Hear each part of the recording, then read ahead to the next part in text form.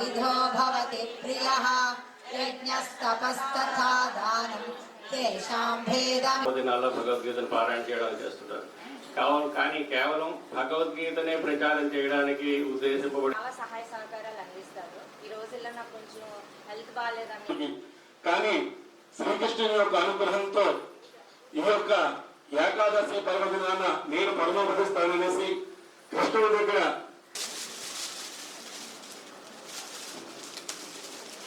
చప్పట్లు కొట్టాలండి. ఒక కార్యక్రమం ఆవిష్కరణ జరుగుతుంటే దానికి కరతాళ వేయటంతోనే దానికి మనకు అందరూ కూడా స్వాగతం పలకాలి.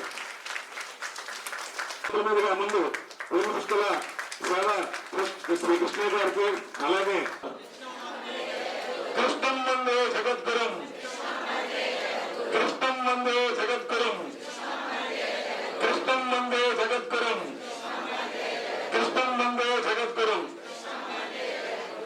హరే రామ హరే రామ అలాగే చంపేసి వీళ్ళను నేను ఎలాగా చేయగలుగుతాను అనే ఆలోచనతోని అర్జునుడు చాలా భయపడిపోతాడు. అప్పుడు కాలానుగుణంగా సమాజంలో ఎన్నో మార్పులు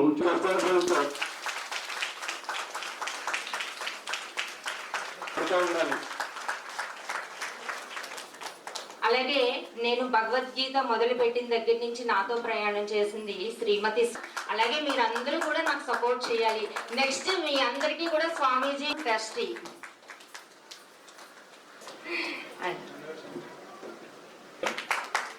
తర్వాత మిగతా సన్మానం చేస్తున్నారు.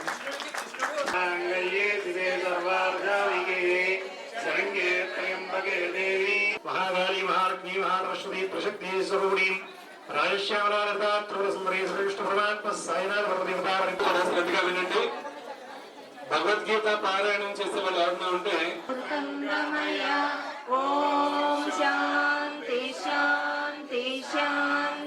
తయారైపోతున్నారు జనం.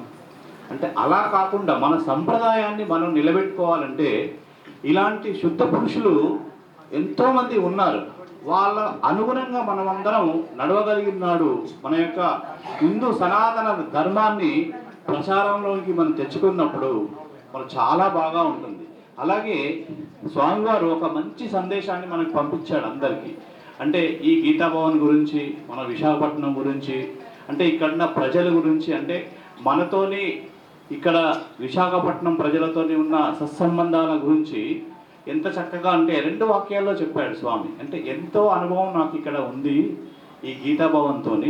గీతాభవన్లో ఎన్నో ప్రవచనాలు చేశాను అని పంపించాడు.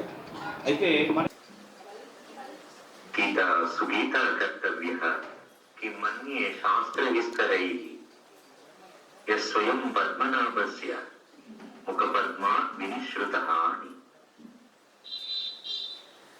సాక్షాత్తు శ్రీమన్నారాయణమూర్తి యొక్క ముఖార విందము నుంచి ఉద్భవించినది ఆయన ముఖార విందం అనేటువంటి పద్మము నుంచి ఉద్భవించినటువంటి అమృత మయమే సమస్త ఉపనిషత్ సారమైనటువంటి భగవద్గీత. అటువంటి భగవద్గీతని ఇంత ఉత్కృష్టమైనటువంటి సమయంలో చక్కగా మీరందరూ పారాయణ చేస్తూ భక్తి శ్రద్ధలతో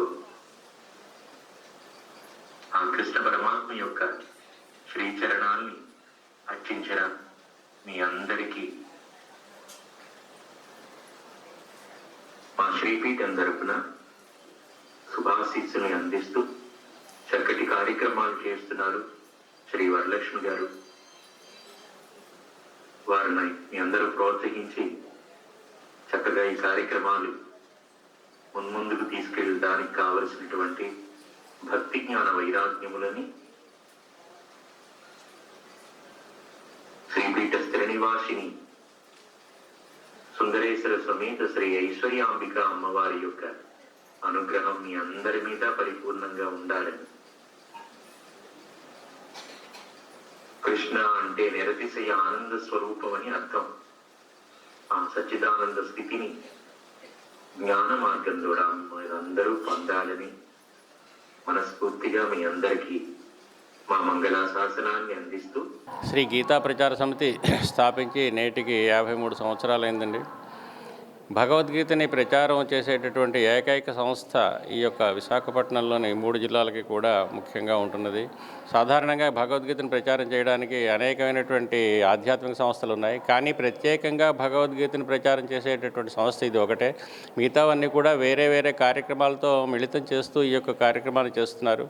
భగవద్గీతకు ప్రత్యేకంగా ప్రచారం చేసేందుకు ఏర్పడిన సంస్థ అనేక సంవత్సరాలుగా సుమారు 4 లక్షల మంది పిల్లలకి భగవద్గీతను పరిచయం చేసి సుమారు ఒక 50 నుంచి 60 వేల మంది వరకు నిష్ణాతులను తయారు చేసినటువంటి సంస్థ ఈ సంస్థ. శ్రీకృష్ణ చైతన్య మఠం శ్రీ పురుషోత్తమ మహారాజ్ స్వామి వారి చేత స్థాపించబడింది. తర్వాత శ్రీభాష అప్పలాచార్యుల వారు, శ్రీ అప్పల్ల సోమేశ్వర శర్మ గారు, వేదుల శ్రీ సుబ్రహ్మణ్య శాస్త్రి గారు, డాక్టర్ శ్రీ వివి రంగనాథ మాస్టర్ గారు అనేటువంటి ప్రముఖుల చేత ఈ సంస్థ బాగా అభివృద్ధి చెంది, అలాగనే ఈ యొక్క భవనం స్థాపించి సుమారు 25-30 సంవత్సరాలు అవుతున్నది. శ్రీ ఎండూరు కృష్ణమూర్తి గారి ఆధ్వర్యంలో ఈ యొక్క భవనం బాగా కట్టించి అభివృద్ధి చేయడం జరిగింది. నాటి నుంచి కూడా భగవద్గీత ప్రచారం చేయడం, ప్రతి ఏకాదశికి కూడా సంపూర్ణ భగవద్గీత పారాయణ చేస్తూ, అలాగని ప్రతి ఏకాదశికి, ప్రతి గీతా జయంతి, శ్రీకృష్ణ జన్మాష్టమి మొదలైనటువంటి ముఖ్యమైనటువంటి పండుగలన్నిటికీ కూడా భగవద్గీతని పూర్తిగా పారాయణ చేస్తూ, పూజ చేస్తూ, స్వాధ్యాయనం, తర్వాత హోమం కార్యక్రమాలు కూడా చేస్తూ ప్రతి సంవత్సరం కూడా పిల్లలకి సుమారు 400 మంది పిల్లలకి భగవద్గీత మౌఖిక పోటీలు నిర్వహించడం జరుగుతుంది. అంతేకాకుండా భగవద్గీత 700 శ్లోకాలు కూడా పాలరాయి మీద చెక్కించి భవనంలోనే నిక్షిప్తం చేయడం జరిగింది. అంతేకాని భగవద్గీత గురించి ఇప్పుడు ఏ కార్యక్రమమైనా సరే ఈ సంస్థ మన విశాఖపట్నంలోనే కాకుండా 4-5 చుట్టుపక్కల గ్రామాలన్నిటికీ కూడా వెళ్ళి పారాయణ చేస్తూ అనేక రకాల ప్రచారంకి ఏ విధమైన సాధన ఉన్నప్పుడు కూడా అన్ని సాధనాలు ఉపయోగించుకుని భగవద్గీతను ప్రచారం చేస్తున్నారు.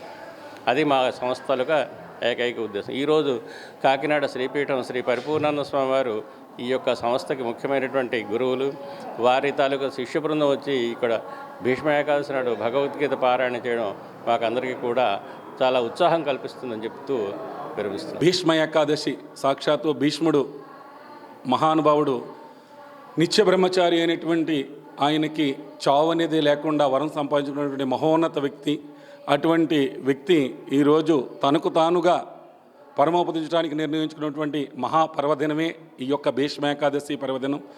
ఇటువంటి ఈ భీష్మ ఏకాదశి పర్వదినాన ఎంతో వ్యయ ప్రయాసాలకు ఓర్చి మన గీతా ట్రస్ట్ వారు మన శ్రీపీఠం కాకినాడ వారిచే ఓం శక్తి సత్సంగం ఆధ్వర్యంలో ఈరోజు భగవద్గీత సంపూర్ణ పారాయణ కార్యక్రమాన్ని ఎంతో చక్కగా నిర్వహించుటకు అవకాశం ఇచ్చినందుకు వారికి ఆ యొక్క శ్రీకృష్ణ భగవాన్ యొక్క అనుగ్రహ కటాక్షాలు ఎల్లవేళలా ఉండాలని మనస్ఫూర్తిగా మా శ్రీపీఠం తరపు నుంచి హృదయపూర్వక ఓం శక్తి సత్సంగం వారి ఆధ్వర్యంలో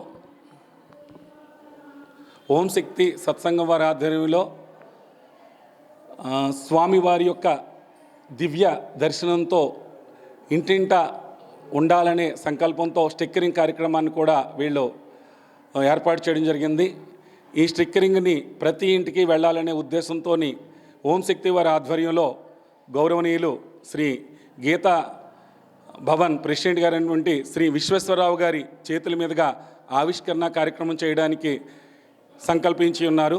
ఆ యొక్క కార్యక్రమాన్ని శ్రీ విశ్వేశ్వరరావు గారి చేతుల మీదుగా చేసి దాన్ని ఒక భక్తులందరికీ కూడా పంచవేయవలసిందిగా కోరుకుంటున్నాను. అలాగే నేను భగవద్గీత మొదలుపెట్టిన దగ్గర నుంచి నాతో ప్రయాణం చేసింది శ్రీమతి.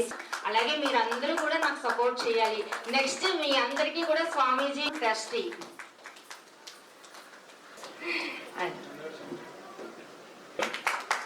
తర్వాత మిగతా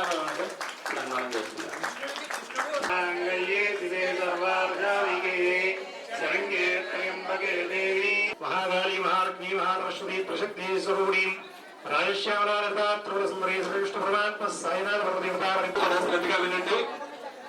భగవద్గీత పారాయణం చేసే వాళ్ళు ఎవరైనా ఉంటే